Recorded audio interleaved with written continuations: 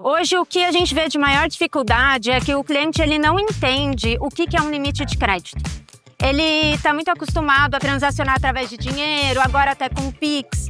E ele não entende a dinâmica que ele vai usar um limite, que depois ele precisa pagar. Então, essa é a maior dificuldade da gente traduzir para o cliente um comportamento de uso e pagamento dentro do dia de vencimento, pagando o valor total da fatura. Muitas vezes o cliente entende que por ter um limite mínimo de pagamento, ele pode pagar esse valor mínimo e é o suficiente, mas isso acaba prejudicando o score dele e até a evolução dele dentro do banco. Jogos a gente entende que é um elemento que está presente dentro de todos os brasileiros. E aí a gente tem uma dificuldade muito grande de trazer educação financeira para os nossos clientes através de métodos tradicionais, como aulas, videoaulas.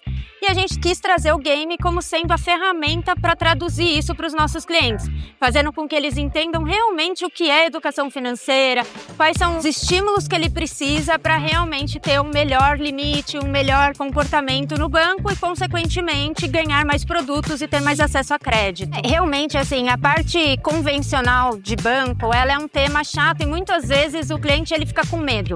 Então a gente quer trazer o game para ser um estímulo onde o cliente se engaje e ele realmente fale assim, eu quero passar de fase.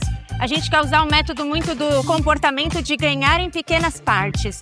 E aí, com isso, essas missões que a gente vai colocar no game, uma delas é ensinando o cliente a pagar o total da fatura.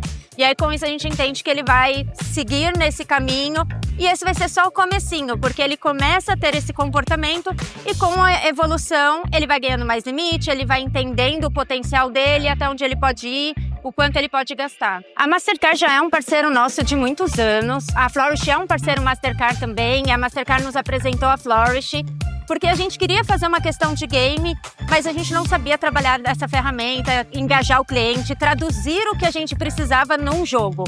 Então, a gente vê que com essas três empresas que têm o mesmo objetivo, né, que é trazer educação financeira também para os nossos clientes, evoluir eles no crédito, a gente entende que a gente vai conseguir chegar no objetivo e ser um benefício para os três. A saúde financeira para o PicPay é com que o cliente entenda realmente o que ele precisa fazer junto com os créditos e produtos de crédito que ele tem. Então ele precisa entender o que é um dinheiro e não simplesmente o dinheiro físico. Então o nosso maior desafio, o que a gente mais quer conseguir aqui com tudo isso, é que ele consiga construir um conhecimento, que ele entenda o que é saúde financeira e que isso perpetue durante muito tempo para ele evoluir dentro dessa jornada.